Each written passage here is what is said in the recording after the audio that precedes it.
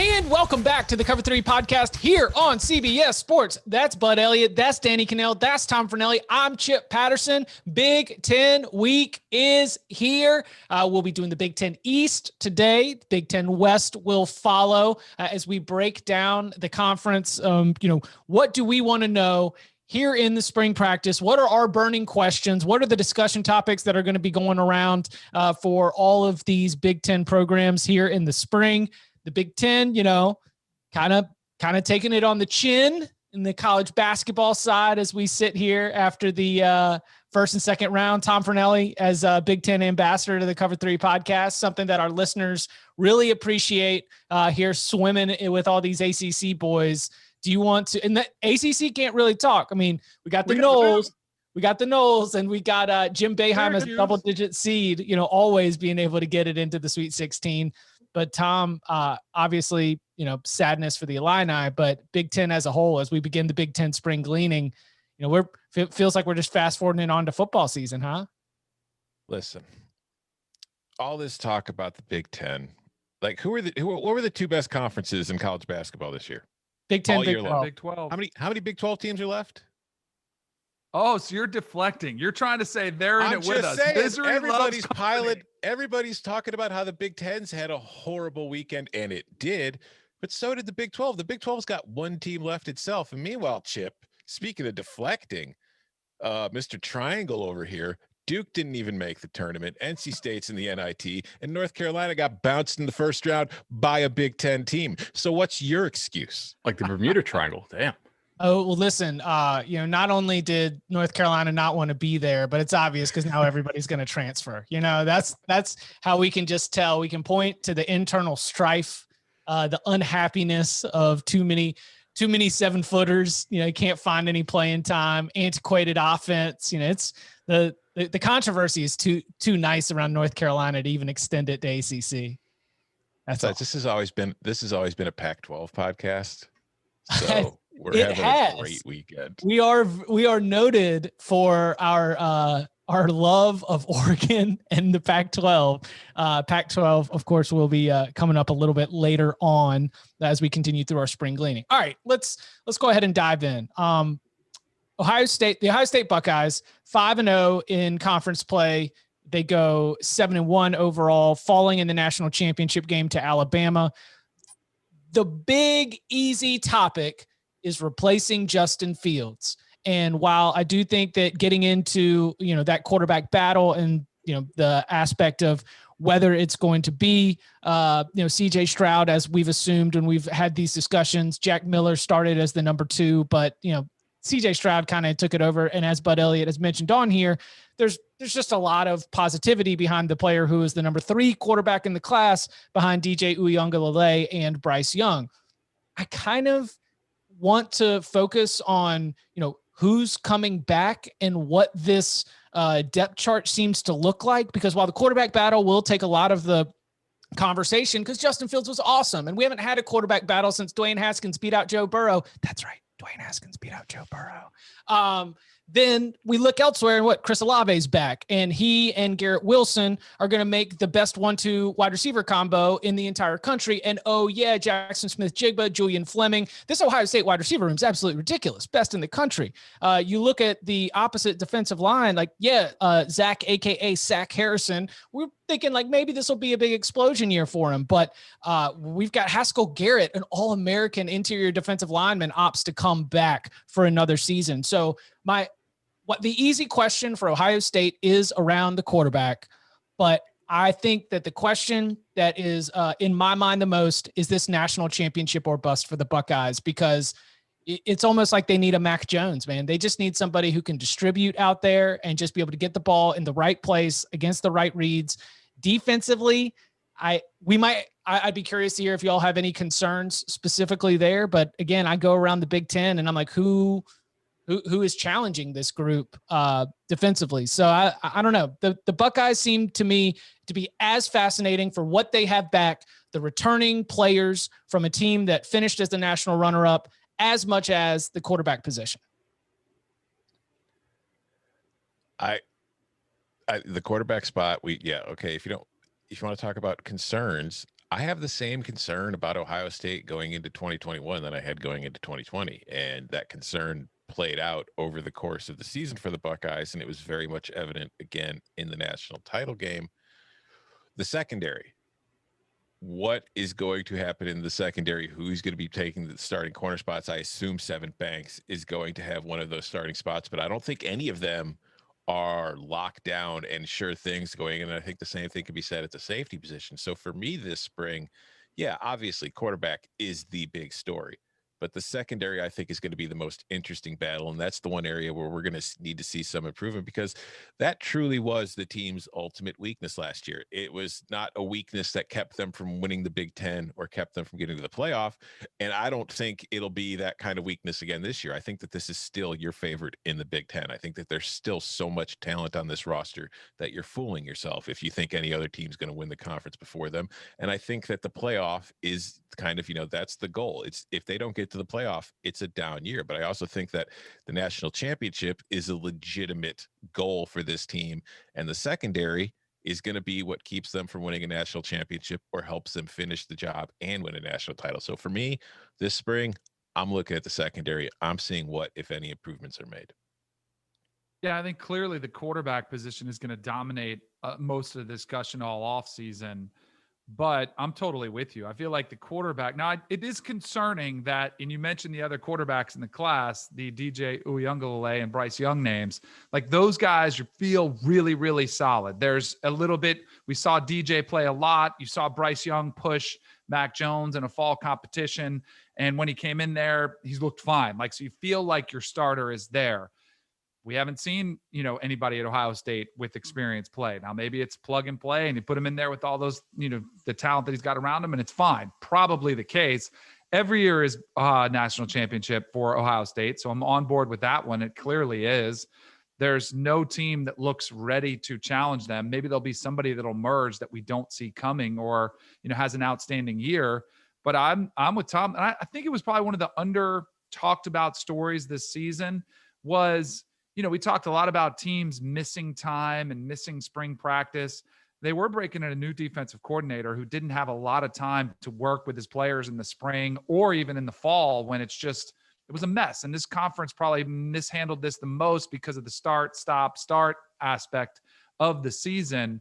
So my question is, where is the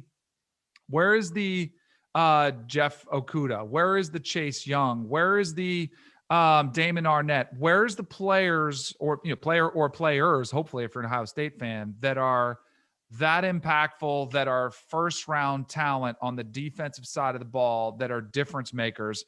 Because that was a glaring difference in the game versus Alabama, and if that's what they want to do is not only win the Big Ten, it's got to be going through again the playoffs. And so to me, it's the emergence of those types of players on the defensive side of the ball that they just didn't seem to have this past season. I'm very confident in this team. Again, I would stop short of saying it's national championship or bust. I do think it's playoff or bust. When you out recruit your conference competition by the margins that Ohio State does, I think you should expect to make the playoff. We've pretty much seen that if you're a one-loss Big Ten champ, your chance of getting into the playoff is quite good. So can they stumble once? Yeah, and still have a successful season. Can they stumble twice? Probably not. The early game against Oregon is going to be really important here. I would say like the year in which we had DJ and Bryce as recruits was the best quarterback recruiting year since the Trevor Justin, year. And in that Trevor Justin year, we also had the dude who's now starting at Georgia who reclassified up. I sort of see CJ Stroud like that, right? He was our number 3 quarterback in that class. If he had played in any other year, there's a very good chance he would have been the number 1 overall quarterback in that year. He just happened to have 2 guys who we had, rated as hundreds, which, so like if you look at his actual grade, it's extremely high in any other year. So I'm pretty confident in him. I'm also confident in the pass protection. Ohio State returns both their offensive tackles. They have, is there anybody, like, am I missing somebody? Like, they have the best receiving core in the country, right? That's what now that Devontae's gone. Top 3 at the minimum. Yeah. I mean, Jamison Williams is a good player, and he's going to have to scratch and claw for snaps because you have Jackson Smith and Jigba, and you also have Julian Fleming, right, who athletically is just off the charts and probably will take a step this year. I mean, they return their tight end. My only really question I have written down for them, other than QB, which, hey, we haven't seen them, so it's a question. Interior offensive line, but they have bodies and they recruit the position really well. So I think they'll have the right guys emerge there. Defensively, you guys covered it. Corner, man. I mean, Sevyn Banks. Ohio State's got a lot of guys on their roster who had 4 or 5 stars next to their name at corner. The odds say somebody will emerge, but I don't know who's the favorite to emerge opposite of Sevyn. Like, we really haven't seen anybody who there's a no doubt obvious guy that's going to be the dude opposite of him. I think the whole back 7 last year was kind of, suspect at times, to be honest. And I think they're going to be better this year. Well, but here's they have in their 2021 class, 17 of their 21 commits are ranked in the top 200 nationally, but they've got Ja'Kalen Johnson and Jordan Hancock at corner, both of whom were top 100. Johnson's a top 50 prospect. Do you see a scenario in which either one of them look ready to be able to step into a starting role this year? Did those guys early enroll? That's the only question I have about that. I need to look that up real fast. And I don't think anybody's early enrolled. Oh, nobody early enrolled. Okay. Yeah. I would say that hurts their chances some. We do see these guys who get in for spring, really have a leg up, I think. But they have the talent to do it. So especially Johnson. I mean, athletically, he's off the charts. So that's why I'm so confident in his team. Like if you stack talent like this, I mean, this is like Danny could tell you, he was on those Bowden teams. And Steve Spurrier would remark, I don't know how they got the top 3 corners in the country all the time, with the same team. It's sort of that same deal relative to the talent that the rest of the Big Ten is bringing in. The Penn State Nittany Lions went 4-5 in last season. And the thing that is probably one of the biggest headlines was after Kirk Ciarrocca, one of the hottest commodities in the offensive coordinator market, so to say, after, Tanner Morgan, Rashad Bateman, Tyler Johnson, he had Minnesota's offense cooking. So Penn State makes the poach from the Big Ten West, brings in Kirk Ciarrocca. Now, Kirk Ciarrocca does not have the spring practice, does not have the kind of off season, doesn't have the full fall camp. Installing something on Zoom is just, we've heard from too many coaches and too many players. It just was a little bit of a learning curve that was difficult to overcome. And Danny, like you mentioned, this can be something that we could repeat for every single team, but with we're playing, we're not playing, we're playing, how does the team handle it? I mean, it made things really difficult. And look, the offense didn't look particularly great, but I mean, you lose Journey Brown, who has to retire because of a medical injury. Noah Cain goes down in the very first game of the season. Pat Freiermuth, your star tight end, 4 games in after the Ohio State game, he ends up shutting it down for a season-ending injury. And so, the things weren't working out well. So is James Franklin shrewd? Is he the shrewd and savvy for just pulling the plug on Kirk Ciarrocca after 1 season and going and getting Mike Yurcich from Texas? Tom Herman brought him in after he did 1 year with Justin, or multiple years maybe, with Ohio State. It was after the first Justin Fields year. Herman hires Yurcich away from the Buckeyes. He got his start under Mike Gundy at Oklahoma State several years back. Some of Mason Rudolph's success attributed to Yurcich. So I kind of feel like James Franklin is, in terms of his decision-making, in terms of his staff hires, is this full spring going to be an opportunity for Mike Yurcich to be a real plus, decision-making advantage for James Franklin? Is this offense going to be strong? Sean Clifford's in his 3rd season with his 3rd offensive coordinator. So I think that the offensive side of the ball is a big piece of what I'm looking at, specifically with Yurcich and Sean Clifford, knowing that it's Levis, right? Yeah. I think I dropped Levis on an earlier podcast. Will Levis is off to Kentucky. Defensively, we didn't even get to see, Micah Parsons, but there are sort of some built-in questions, but no real lack of talent or no real lack of option. For me, it's going to be a lot of learning new names, refiling my talking points and understanding who the key players and key contributors are. But if I'm a Penn State fan, especially looking at some of the exodus of skill position talent and looking at the change at offensive coordinator, it's not a gamble for James Franklin, but I think it was a decision that could be met either with praise or criticism once we see how things go in 2021. I don't think that I don't think the decision is really a reflection on Kirk Ciarrocca's ability as a coach. I think he's probably a pretty damn good coach. But in listening to our Lions 24/7 podcast with Sean Fitz and Todd Donahue, like they really emphasize just in what they were hearing internally, just how much not having any spring was a major struggle for that offense last year. And indeed, it like some of those early games are scoring in the teens, in the low 20s. They got it going towards the end of the year when the schedule lightened up a bit. But Kirk Ciarrocca was a guy that wanted to pound the football and run the RPO quite a bit. And you lose Noah Cain and you lose Devin Ford almost immediately. You also had a new offensive line coach last year in Phil Trautwein. I just think sometimes you can make a change, and the guy you let go is not necessarily a bad coach. He's just a bad fit for that time. And I think that's probably what this was. I think Penn State is a pretty strong bounce back candidate. I also think they're a team that kind of, I won't use the quit word, but tell me that Maryland game wasn't basically them kind of checked out on the season and they had to decide to reset after they lost that one. I'm kind of in on this team a little bit. I agree with you. I don't think Kirk Ciarrocca being replaced by Mike Yurcich is a sign that, Ciarrocca's offense wasn't working. I just think that, But I think it's a gamble for Franklin. If you let a good coach go without giving him a full off season to put in his system and to try and coach up the team, and it doesn't, improve with Yurcich, then you might have missed out on an opportunity to finally see all those reasons that you brought Ciarrocca in. It feels like for me, I'm not reflecting it on Ciarrocca. I'm more looking at James Franklin as a head coach and as a decision maker with his staff hires as being like, all right, man, you're just already ditching last season's close. Like you're already trying to move on really, really quickly when you might have had a really good head coach already in place who was trying to get things moving in the right direction. And Franklin has a rep as a loyal guy. So I don't know, like just me personally, I'm going to assume there are things going on here that I don't know. Or fit. Right. You see what I'm saying? Well, that's what I wanted to chime in too, because I think we often overlook that aspect of it. There are personalities in coaching rooms, right? And there are big personalities in coaching rooms. I don't know. I know James Franklin, pretty well, having covered him in person, covered some of his games going back to when he was a head coach in waiting at Maryland, when he was angling for a job before he got Vanderbilt.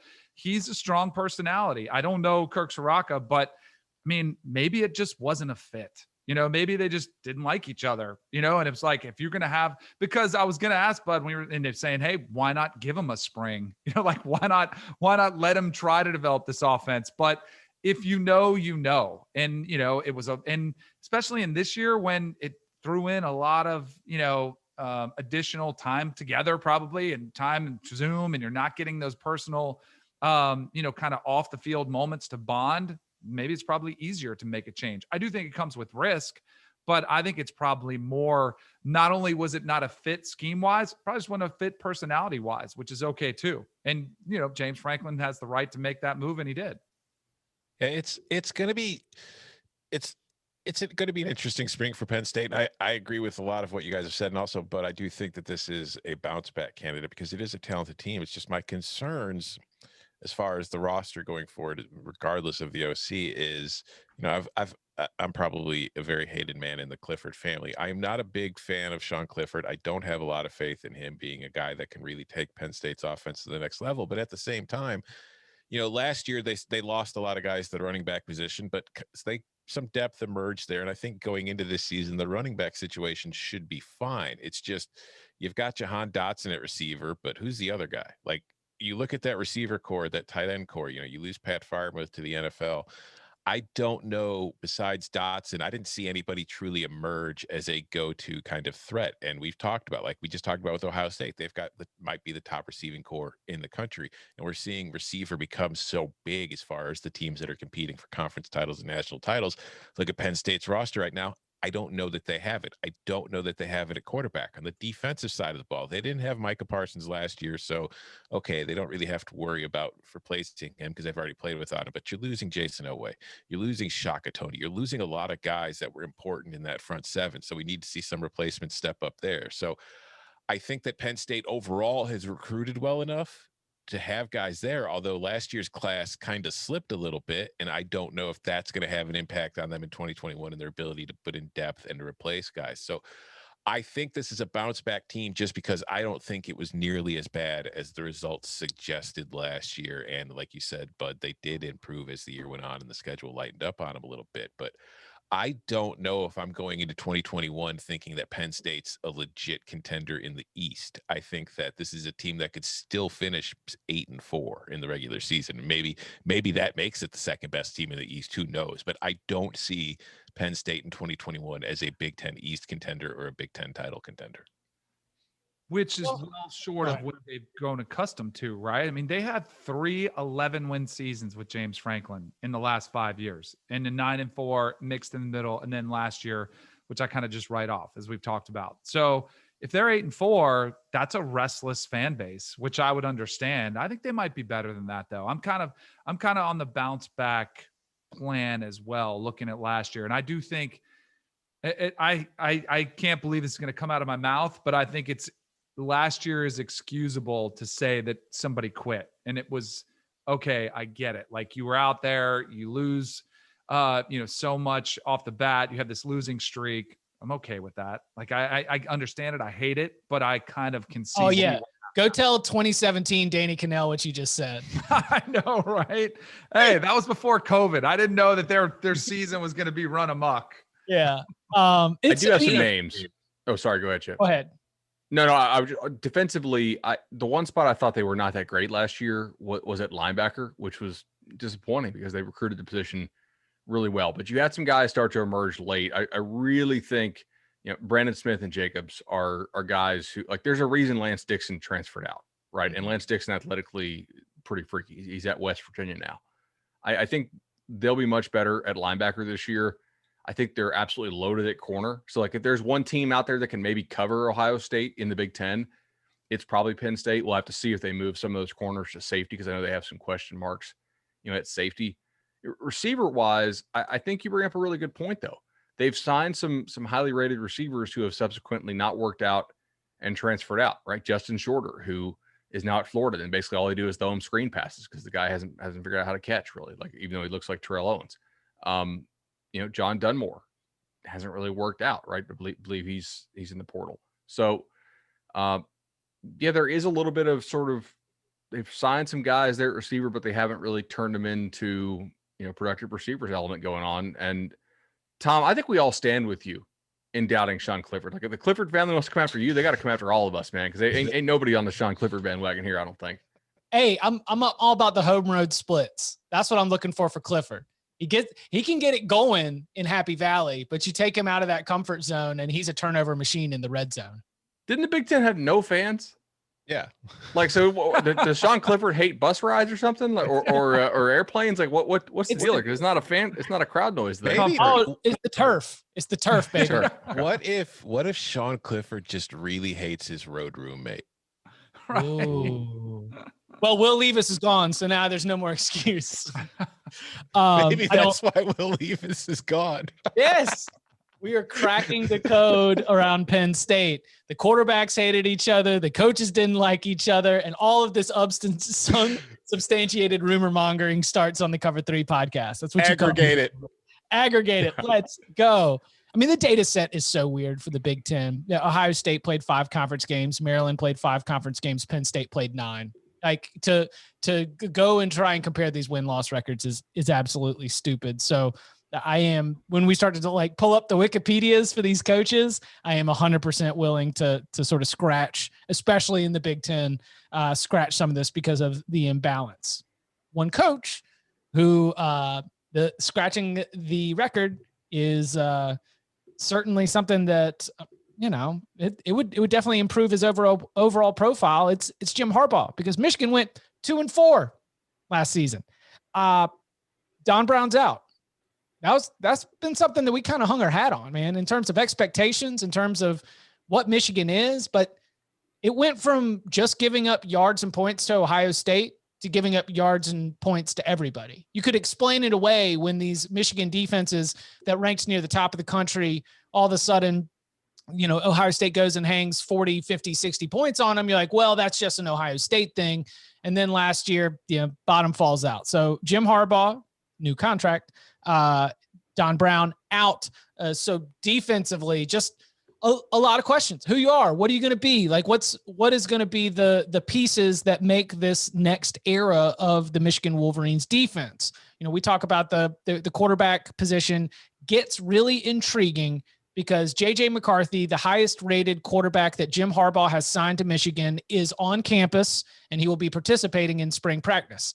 Now, if I'm just sort of placing bets, I think that Cade McNamara, who wrestled the starting job away from Joe Milton near the end of the season, I think that I would maybe give him odds there as the starter when we suit up. But knowing Jim Harbaugh, who he's going to keep this thing under wraps and he's not going to name a starter until the first team offense takes the field for the season opener.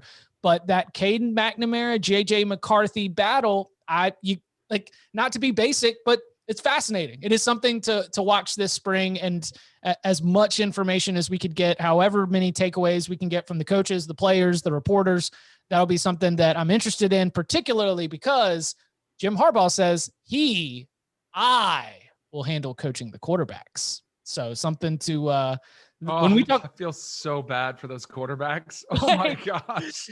This is what kind of micromanaging is going to be going on right now with Harbaugh, and seeing that, that looming figure coming in there, asking you every question, but maybe it'll make them more ready for the pressure of playing quarterback at Michigan. And if I was Harbaugh and the lack of success that you've had, you're supposed to be a former quarterback who's supposed to be able to groom quarterbacks. I would do what he's doing too. But I think the pressure's already there clearly for Michigan this season, and all the changes Harbaugh's made, getting younger, bringing in Gaddis last year, making the change at defensive coordinator this year, and the reworked contract and, heavily incentive laden with a pay cut, all eyes are on him. So I probably would do that too. But man, from everybody you've talked to that deals with him on a daily basis, whew.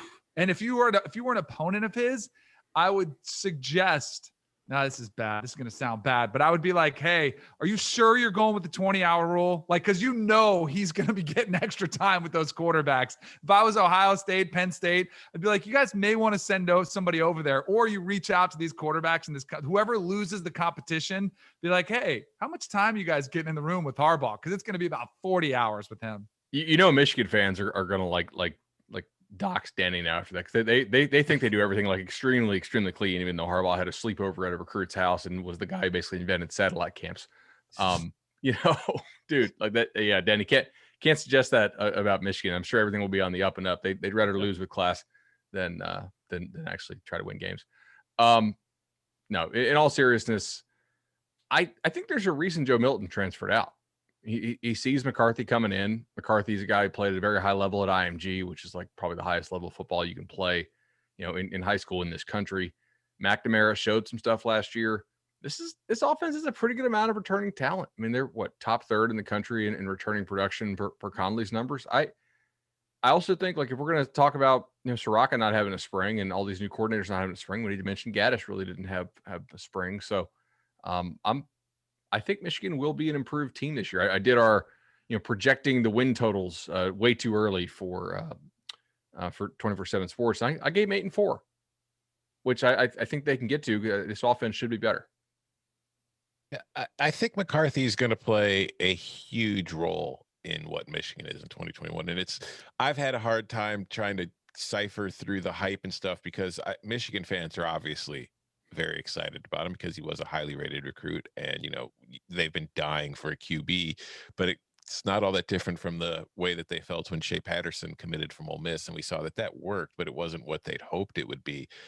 And I know McCarthy because he's from suburban Chicago. He went to a high school out here for the first 3 years of his career, Nazareth Academy, which is not far from where I grew up and where I played in high school, although different conference because it's a private school. But the competition, and I don't want to dog my own area of where I grew up and played in. Man, is it at least 11 man?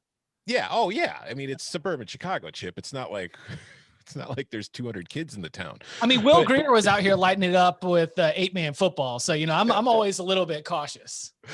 But it's not even as far as like suburban Chicago football, I wouldn't call that our area of the suburbs to be the highest quality of football. So he did play well at IMG, because I want to know what you think, Bud, of him, comparing him to other prospects and other highly rated 5-star QBs, because I do think that's a huge area. But I also think that what's going to be interesting to me besides that this spring is what that defense is going to look like, because they brought in Mike McDonald from Baltimore, who obviously probably came with a recommendation from John Harbaugh. I mean, it's not hard to do the connections there, but he's never been a defensive coordinator. So I don't really know what he's going to run. But if you look at some of the defenses he's coached with, and you look at kind of what they did in recruiting, because they're getting a little beefy at the defensive tackle area, I think we're probably going to see, while everybody's hybrid and everybody's, multiple and aggressive and blah, blah, blah, I think we're probably going to see Michigan maybe transition to more of a 3-4, or at least begin that process. So for me, if I'm a Michigan fan in the spring, I'm really interested in seeing what the defense looks like, just so I know what we're getting into. It's odd front, like all the way. I mean, it almost has to be. I think it suits the personnel that they have right now. Tom, you mentioned no coordinator experience. Nobody on their defense has ever called a defense, and all their coaches are under 40. So this is like a big time change from what they had with the wisdom of Don Brown. I think one of the things you might see from Michigan is they were one of these crazy covariance defenses, right? Like they were really good against bad offenses, because like bad offenses just couldn't handle some of the pressure stuff they did. But they were sort of like gimmicky in some ways, in that when they played the really good offenses were like, oh, this ain't shit. We got this all day, right? And they really didn't have an answer. Like Ohio State tore them up repeatedly because some of the stuff Michigan was trying to do, like you can't run that against us. Like that's not going to work. And they really didn't have effective counters to that. I think losing Kwity Paye and Cam McGrone and Kemp is a fairly big deal. But Aiden Hutchinson is back. I know they're counting on him to be a big time impact guy. I think they have a lot of talent at like linebacker and safety that could be pretty damn good. And maybe you run some more, I don't watch a ton of NFL. Like how much kind of 3 safety defense stuff does Baltimore run? Because like this Michigan team has a lot of dudes who are kind of like 215 range, who I think could be impact guys against the spread. That's sort of my take on that defense. Like last year, like I feel like a big problem that the Michigan defense had last year, and they dealt with injuries. Like you mentioned, Aiden Hutchinson, he missed a lot of time. They just didn't get any pressure on anybody, and not even in the passing game. Like they weren't really getting into the backfield and causing tackles for loss in the run game. They were just not disruptive at all, and it was getting their secondary destroyed, because those guys were having to cover for a long time. Hey, Cover 3 listeners, it's literally madness time in the sports world with the NCAA tournament in full swing. But you're a diehard sports fan, which means that you want to stay in the know with all the sports, not just the NCAA tournament. And that's where CBS Sports HQ is your streaming answer. Just think about what's on tap this week alone. We've got spring training in Major League Baseball. We've got the NBA trade deadline, UFC 260, NFL free agency fallout, and draft coverage. We got golf picks coming up this weekend with some tournament play on the links, and the U.S. men's national team. We could go on, but you get it. Sports never sleeps, and neither does CBS Sports HQ. It's 24 hours a day, 7 days a week, and available on your computer, your phone via the CBS Sports app, and your connected TV. I leave it on all day. I'm on it most days. And if you live and breathe sports, I'd encourage you to do so as well. So make sure that you're watching CBS Sports HQ on your computer, cbssportshq.com, on your phone through the CBS Sports app, and through the CBS Sports app through your connected TV. Coming up on the other side, we turn our attention to a head coach who, like many others across the country, didn't really get much time to be able to get settled. Mel Tucker, Michigan State, then Maryland, Rutgers, and tying up Indiana next. So the things that are interesting about Michigan State, mostly for me, come back to this idea of, again, not getting a spring practice for the first year of Mel Tucker, which is exacerbated by the timing of Mel Tucker's hire, which came right around National Signing Day. So you didn't even have the staff assembly time. You didn't even have the make the push for the February signing day time. And so like the moment that COVID hits, it feels like Mel Tucker's even still trying to put everything together. In terms of players and in terms of news and movement, I mean, like Anthony Russo, we've been talking about him like, oh, that guy's an NFL player, big body, big arm. You always talk NFL player. And I'm not sure. I mean, he might be. I'm awful at doing this whole like NFL scouting thing. I'm much better at being able to just tell you what I saw in college, not necessarily, comparing notes with the draft nicks. I leave that to Tom Fornelli and the other experts on the CBS Sports NFL draft side of things. But if Anthony Russo at his best at Temple was a really, really good quarterback. If he comes in, that's going to be something that's interesting for me to track with the Spartans. And as I look at what happened across a 2-5 season, Sparty was, it was not a bottom fall out necessarily type situation for Michigan State, but there was just no consistency whatsoever. Again, all things that I'm willing to say, Mel Tucker hired late and it was COVID and it was the weird disjointed season. I feel like I've just got a lot of excuses on my notepad right here for Michigan State. And I don't know if that's fair. Maybe my expectations should be higher. So as I'm all in, like, be a sponge, soak up the information, because I don't feel like I've got my hands around this Michigan State team at all. You're not alone. There's nothing I think that we could really look at from that season last year, and you can take things away from it, but I just don't think you should read too much into depth because of all the things you talked about. It's not just the fact that it was a COVID season that tossed everything on its head. It's the time when Mel Tucker was hired, when that coaching staff was brought in, how little time they had to work with those guys before the season started. I mean, it was, in a way, it felt like when I was watching Michigan State games, I was watching their spring practice. In a lot of ways, this was a team that didn't really have a great idea of what it was trying to do yet, because it just hadn't had the time to figure things out. So the results, I don't read too much in. Just going into 2021, regardless of the situation, and this has been the case at Michigan State the last few years, the offensive line has been bad. Quarterback play has been worse. Those are two things that, until they improve, it's hard to see this Michigan State team being the same kind of team that in those glory D'Antonio years, when they were reaching the playoff, when they were reaching Big Ten title games, and they were winning the division. It's been a trend the last few years. It's not just last year with Mel Tucker and a COVID year and everybody coming in late. So I think if I'm Mel Tucker on offense, those are two things that I really have to worry about fixing, because, in the last few years, the Spartans have had some pretty decent talent at the receiver position. They just haven't had a quarterback capable of getting the ball to them on an even semi-consistent basis, let alone consistent. And I think defensively, there's still it's not what it used to be. I think that there's still talent there, and I think that they're still plenty capable of playing good defense, particularly in the Big Ten, although I don't see it being a high-end kind of really ultimate ceiling kind of defense. I think it could be a solid, won't hurt us, will keep us in games kind of unit if the offense can catch up. So for me this spring, if I'm a Spartans fan, I'm not coming into the year with the highest of expectations. I just want to see improvement, knowing that Mel Tucker, now that he's had a full year really to get ready for his first spring practice, we could see some of the things that Mel Tucker we saw at Colorado, because we saw some positive signs during Tucker's first year with the Buffs, for giving us reason to think maybe going forward that team could be heading in the right direction under Tucker before he left. So I'm hoping that I see some of that with Michigan State this year. But again, I don't know what the quarterback situation is. Peyton Thorne, I know, played a little bit last year, but he wasn't great. But again, he was a freshman. I know that they have a 3-star kid in their 2021 class in Hampton Fay who is enrolled and who is there this spring. Maybe he's going to get some reps and able to take over the job, because again, I don't see a entrenched starter there. So even a 3-star freshman, I think, has a legitimate shot to win that job if he plays well enough.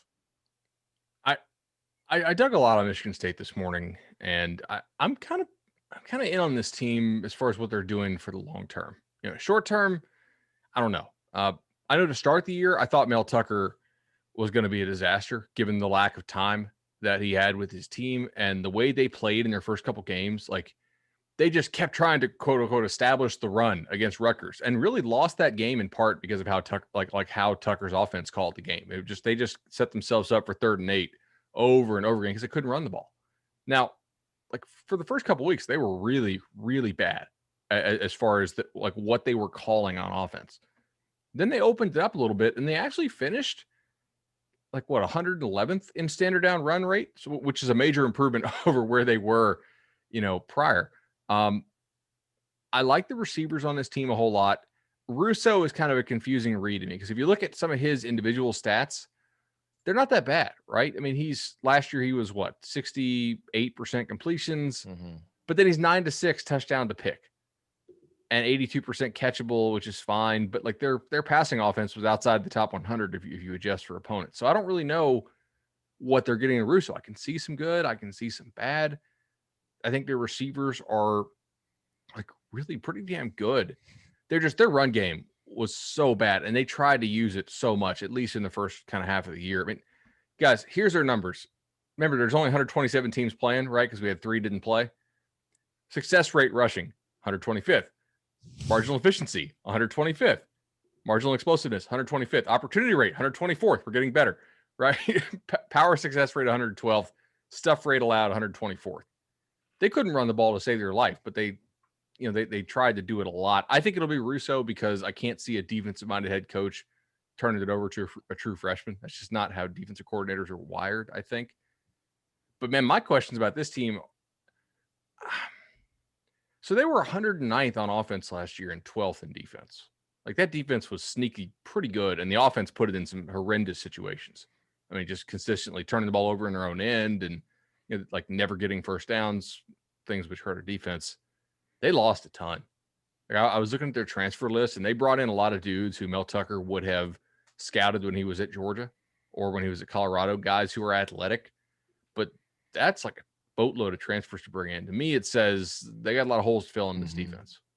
Sorry for running long there. Been going back to Russo, I forgot to mention him as part of it. You know who he honestly reminds me of from watching him at Temple, and I don't know how Michigan State fans will have to feel about this because I remember when that transfer was announced, it just made me laugh. He kind of reminds me of Brian Lewerke, except he doesn't have as strong as an arm, but he thinks he has a stronger arm. You know what I mean? Like Anthony Russo takes shots downfield in that Temple offense last year, and I was just like Chad Kelly style. Yeah, it's like, buddy, that is not there. That is not your game. And I just feel like that's who Anthony Russo is. It's like your buddy who tries to carry at 250 over water. Yeah. Yes.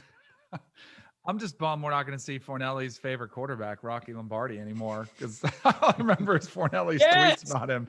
That was incredible. I'm worried about this program, and has nothing to do with Mel Tucker. It's almost like, if you're a Michigan State fan, I think you might have a whole new appreciation for what Mark D'Antonio accomplished while he was there.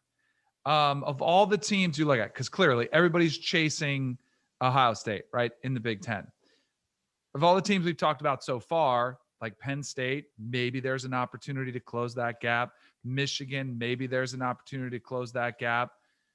Michigan State, who had closed that gap. I mean, they, and had beaten them. They had a lot of success against Michigan. I'm worried about it. Now, Mel Tucker, I think wisely is going through the transfer portal. He's got 7 coming in, including Russo, maybe even adding more. So I think that's a smart move to try to change. You mentioned all the defensive starters they lost off a defense that was pretty good, but I think this is a really tough job. I think this is a tough place to win. And I think it takes a unique individual, like a unique recruiting tactic to take that chip on the shoulder, and nobody played it up better than D'Antonio. You got to have a unique individual that you get in there that can kind of build that us against the world. I mean, have you guys been to East Lansing? It's not the best place out there. It's not the prettiest. The weather's not that great. It's a little tough. And I worry about them from a bigger picture. Like if you look at the records before, yes, they were sprinkled in there, a couple 10-win seasons here and there, but the majority of the time it was 6, 7 wins, 8 wins. To me, that feels like the direction Michigan State is going in. Michigan State campus is lovely. Is it? Yeah. Most college campuses are. Remember that one time when a colleague was starting to like really brag about their alma mater and like how lovely the campus was? And we were like, well, how many campuses have you been to? And a lot of college campuses are built up because they're trying to get you to come there. They want your tuition money. They like have invested in making it look pretty. I'll just To say be fair, I've never been to East Lansing in the summer. Maybe it's beautiful. East Maybe Lansing in the fall when the trees but I are have changing been in the color. fall. It's pretty nice. Okay. Do you think what D'Antonio did would work in today's Big Ten nearly as well? Like, I don't know if this defense pounded out, try to win games in the mid to high 20s. Like, now that we've seen college football become so much more explosive, like that's what makes it harder too. Is like you could be just as good as D'Antonio's teams were, Yep, and not sniff the East title, given what Ohio State's doing and what you could these win the teams are West. evolving to. You could win the West. Yeah. Remember, I think of what Michigan State did defensively in the D'Antonio Narduzzi era, and I think of what Alabama did to Ohio State with the RPOs just against cover 3 all damn day long, getting anything they wanted. Good point. Yeah. The Indiana Hoosiers went 6-1, and the Big Ten rewrote their rules so that Ohio State, which didn't have the 6 games, could go and play in the Big Ten title game. Oh, the Indiana fan. I feel. Can I chime in here though and make the case for the Indiana fan who probably feels like you talk about the Big Ten reworking their rules to make sure Ohio State was the champ. What about the Cover 3 podcast? Chip Patterson running the show. Every other spring gleaning we've done, we've gone from first in the division, second in the division, third in the division, and we just ran right past Indiana. I'm thinking, hey, I'm a newer guy on here. Maybe we're trying to play the hits. We got a lot of Michigan fans. You know, we know they have a faithful football following. Penn State. So I'm like just keeping my mouth shut. I can't keep it in anymore. My guy, Tom Allen, is building what may be the best mounted charge to take down Ohio State. And we just throw them at the bottom and throw away. Oh, yeah. By the way, Indiana. Yeah. What about them? Total disrespect thrown to the Fair. That is 100% fair. That is disrespectful to Tom Allen. That is disrespectful to Tim Allen. That is disrespectful to Bo Allen. Shout out to Gary Parrish and the Marcus Allen and the Ion College Basketball Podcast. Listen to it for all your March Madness needs. I rearranged it based on clicks, page views, and what I understand as general interest. And my apologies to the Indiana fans that feel disrespected, especially when you've got 17 starters back, and especially when you seem to be loading up to maintain that high level of play. So this spring, Michael Penix is still out, right? Mm-hmm. Tears his ACL in November. Jack Tuttle is the capable backup. Like I think that Jack Tuttle played well. I think that he's a quarterback that shows up at some other campuses, other Power 5 campuses, and might be starting. But Michael Penix's ceiling just a little bit higher. So Jack Tuttle will get a lot of work with the starters, and I think that's significant. I don't like to label people as injury risks, but Michael Penix has 3 season-ending injuries. Jack Tuttle might need to be able to step up if Indiana's going to be able to match last season's success. Defensively, man, they were they lose Jamar Johnson, but they were awesome last year, and I expect them to continue to be really good. It seems to just fit within the identity of Tom Allen's program. So for this Indiana Hoosiers team, the expectation should be much of the same, though this spring, we are looking at the Hoosiers as a group that, won't have that star quarterback, Michael Penix, but still the offense should get a lot of good work in with Tuttle leading the way. Yeah. And I don't think, and this is weird because this isn't a knock on Penix, but I wonder if your offense has a safer floor with Tuttle, whereas the ceiling's probably higher with Penix, just because I think Penix could make plays that Tuttle can't. It's just, I also think that Tuttle won't make throws that Penix will try to make.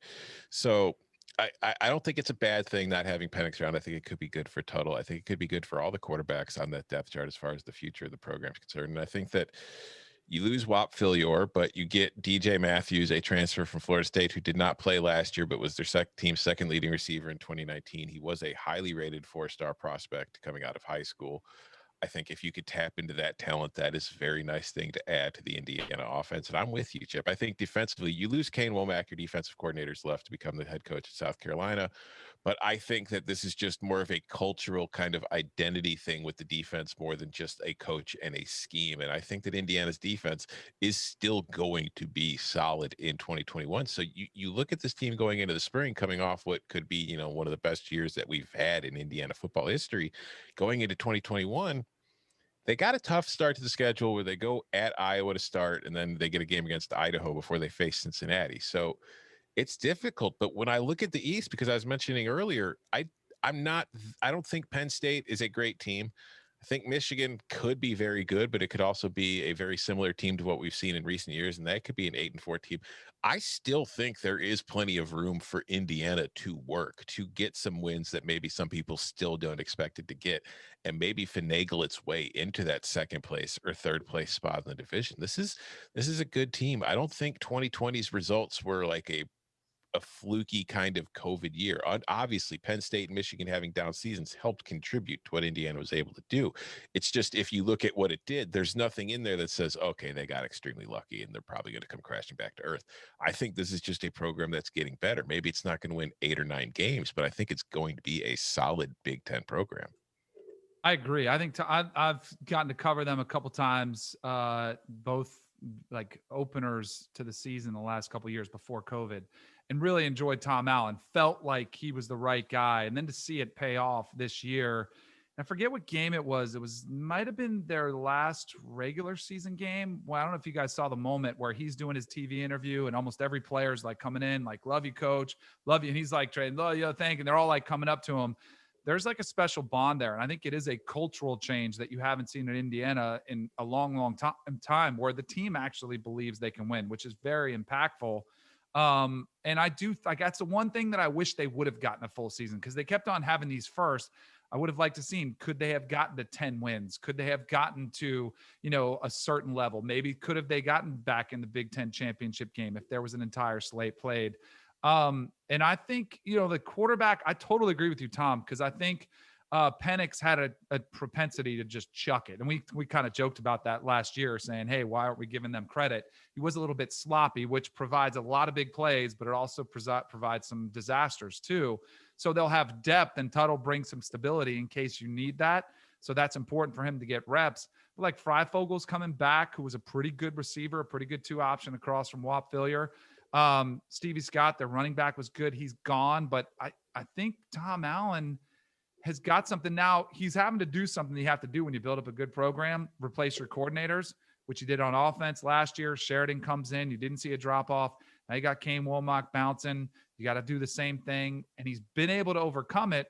And now I think, you know, you're at a program where you have to prove it every single year that it wasn't a fluke, but I feel like Indiana's ready to prove it to everybody that they weren't a fluke. I totally agree with Danny, by the way, that like the kind of love, trust, believe in one another mentality that Tom Allen has instilled there, I think probably helped them overcome some of the monotony of like the COVID restrictions, right? And like getting everybody to play for each other and for their coach was a big deal. I like what they have coming back at receiver. I think getting Freifogel back is a pretty big deal. I think there's, you know, a pretty good shot their offensive line could be better this year. But I also have some concerns about this team. Like, I think some of what they did last year was a little bit smoke and mirrors. They were very lucky as far as if you look at what their actual win total was as opposed to how they played. And not to be kind of the cold water guy here, but the size of their big plays was not sustainable. And what I'm talking about is, so they were 28th in passing explosiveness and 19th in rushing explosiveness, but only 106th in explosive play rate. And when I look at that, what I see is they actually didn't hit explosive plays all that often. When they did hit them, it just happened to go for 80 yards or 70 yards. And guys, that's not sustainable. That's not something you can control at all. It's just not. Like we know that that kind of gap is not sustainable. And explosive play rate is much more predictive. So they didn't hit explosive plays all that often. And when you combine that with the fact that, I mean, look, Michael Penix was only a 56% passer last year. That's bad. That like in today's college football, that's not any good. They lose, like Danny said, they lose their running back. I have some concerns about if this offense is that good, but the defense, and they also have to replace Kane Womack, their offensive coordinator, who's now at South Alabama. But the defense does return a whole lot. Tom Allen, I think, is a good coach. I think this team I don't have that many questions for them to again make a bowl game.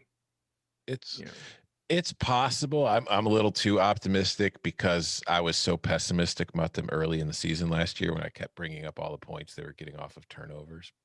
And then they kept doing it and they kept doing it. So at some point it was just like, okay, it seems kind of fluky, but they also just seem to be doing it naturally and they just keep doing it. So you bring up some good points that maybe we should consider going into 2021. The classic course correction from making wrong bets.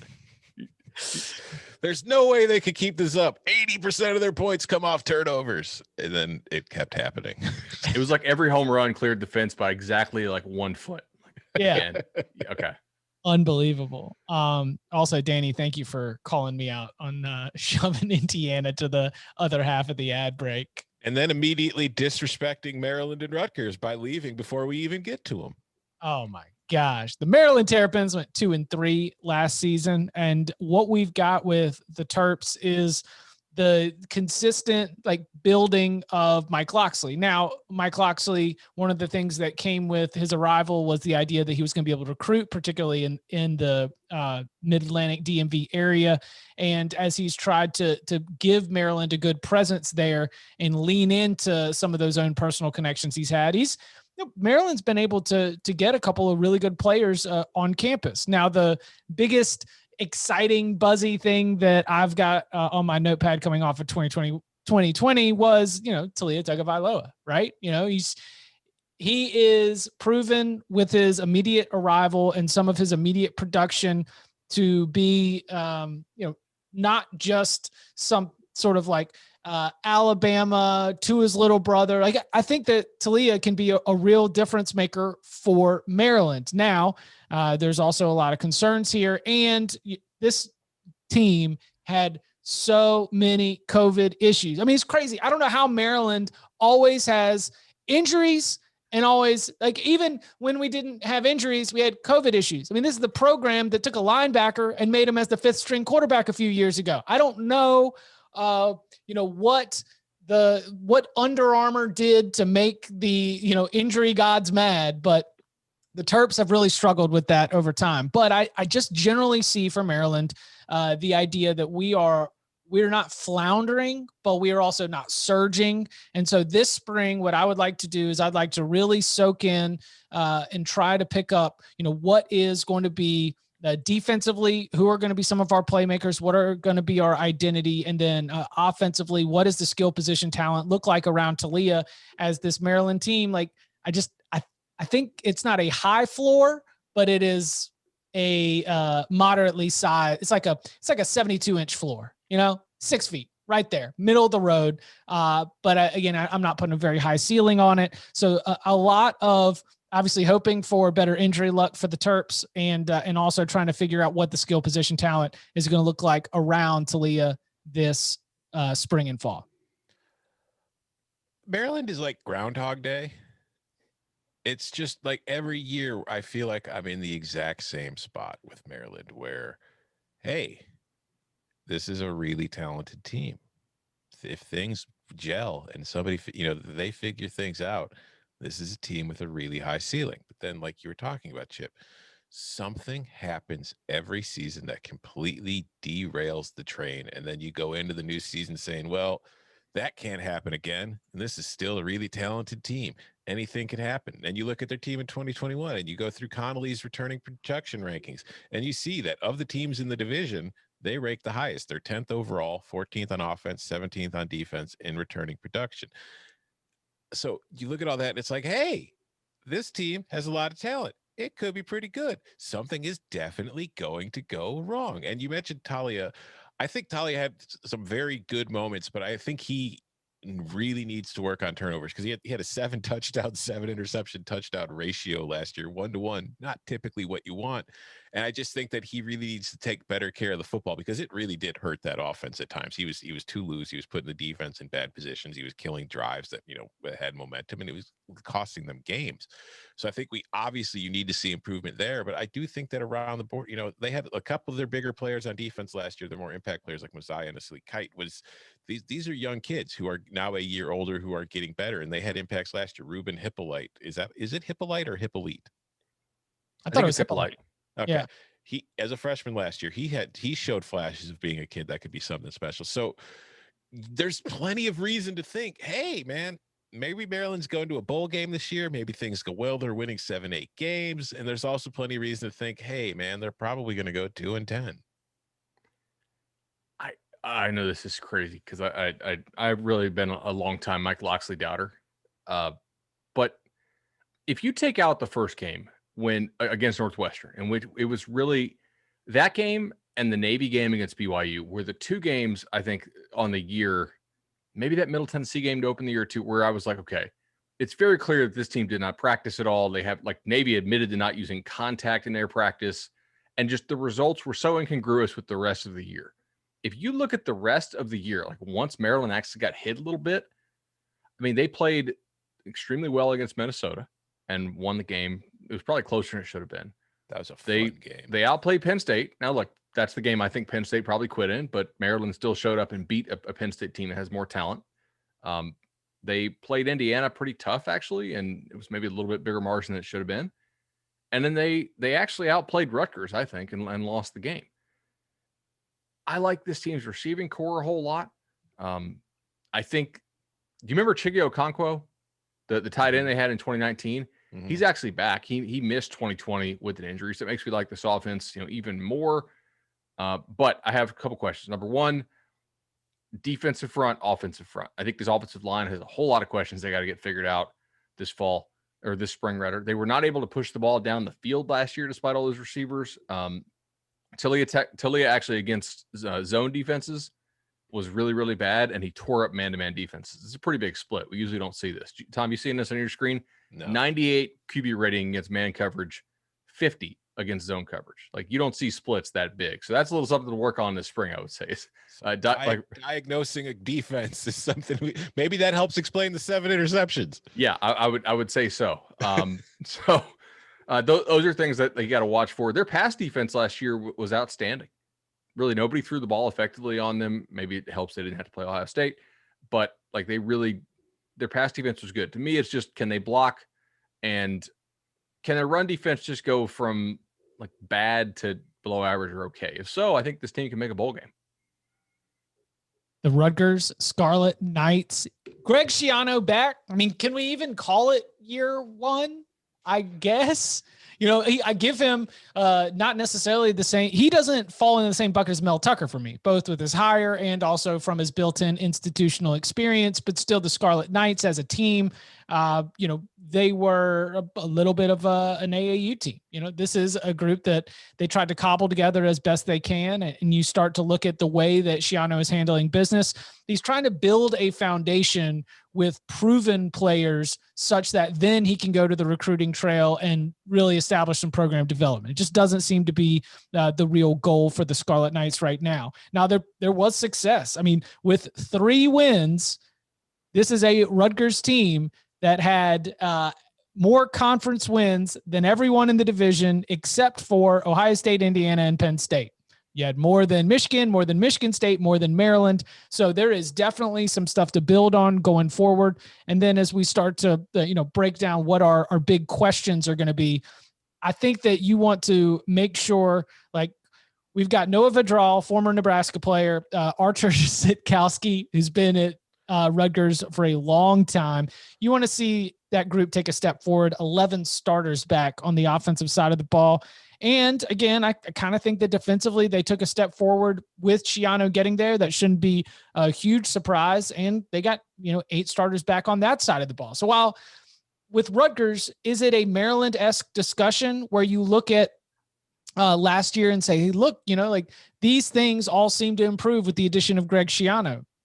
Is it fair to expect another step forward? Because as we know, especially in this division, it is not always going to be linear. You're not always going to be able to go straight. You might have a team that is better, but has the same winning percentage. What are the things that y'all are looking for to try and pick up about this Rutgers team this year? I wouldn't be surprised at all if we see a step back in 2021, because, there was it in a way, could be one of those situations where I think the future improves and the foundation gets a little more solid, but the results probably take a step back, because I do think that part of last year and part of the victories we saw this team pick up last year are due to the situation that the entire division was in. And I think that, Schiano brought in a ton of transfers trying to plaster over some cracks or holes in the wall just to help make things look better as he tried to fix and, to build some excitement around the program, which desperately needed some excitement. And I think that was successful. I think that was about as successful as you could realistically hope for. Can you do that 2 years in a row? I'm skeptical. And I think that offensively, whether it's Noah Vidral or Art Sitkowski, there was such a lack of explosiveness in that offense last year, where I think as a team, they averaged 5.6 yards per attempt in the passing game. It was just quick short little passes, whether that was how they believe in their quarterbacks, or whether they believe in their offensive line being able to block long enough, or how they feel about their players that they had at the receiver position. I don't know. That's for the coaches to decide. It's just, I don't see a team playing that kind of conservatively and stagnantly on offense, having to put together long drives to score points or rely on turnovers to score points, being able to maintain that again going into 2021. So I think we're probably going to see a step back. But again, I still think Rutgers is in better shape now going into 2021 than it was going into 2020, and definitely as where it was going into 2019. So it's heading the right direction. It's just, I don't think this is a quick fix. I think that this team could be a better quality team, but win fewer Big Ten games. Mm-hmm. Kind of like Tom was saying, right? Like they won 3 Big Ten games last year. I give them, I don't know, maybe we'll put a bet here. I'll give anybody 5-1 that Rutgers does not win 3 Big Ten games this year. 5-1? I'll give you 5-1. I'm not taking it. Not taking it. Damn. All right. So Noah Vidral, he had a 14 quarterback rating against man-to-man coverage. So that's also something to work on. We were talking about Talia needing to be better against zone, but he had a 50 against zone. 14 QBRs. It's very difficult to do. Look, they were sort of smoke and mirrors at times last year. I think the fact that they got in all these games was a major advantage. It was a great growing moment for the program. But like they were still outside, like they were a bottom 100 team in college football. Can they get to like 90 or maybe 85th this year? That'd be a nice jump for them. But their schedules within conference is not that easy, and I don't think they're going to win 3 conference games again. This is tough, man. This is a seriously long-term rebuild. Schiano's in it for the long haul. Mm-hmm. Yeah. I mean, this is not a spring practice question, but do you think Greg Schiano finishes his coaching career at Rutgers? Yes. How old is he? Early 60s? I don't think he's I think he's actually, hold on. I don't think he's as old as you think for as long as he's been around. Yeah, he's 54. 54. Okay. Mm-hmm. I can see this being a destination for him. I mean, I think that I can't speak for him, but I think that, based on what he was able to do at Rutgers the first time, he left. It didn't work out. Now he's back. Maybe if they have that kind of success again this time and those kind of those opportunities come, he might say, nope, done that, been there. I'm going to stay here. I would say the only job I'd really be worried about at all is Rutgers. Well, only 2, Penn State and then Miami. Yeah. Because he is such a good recruiter in South Florida. Never mind. I don't even want to open that up. What do you, oh, yeah. I mean, can Penn State hire him? I don't know. Well, Tennessee elected not to hire him based on rumors, right? Yeah. That's what I'm saying. Like if Tennessee, but then again, never mind. No need to relitigate all of that here. Let's get out of here. You can follow him on Twitter at BudElliott3. You can follow him at Tom Fernell. You can follow me at Chip_Patterson. Oh, you can follow him off in space somewhere at Danny Cannell. Gentlemen, thank you very much. Thank you.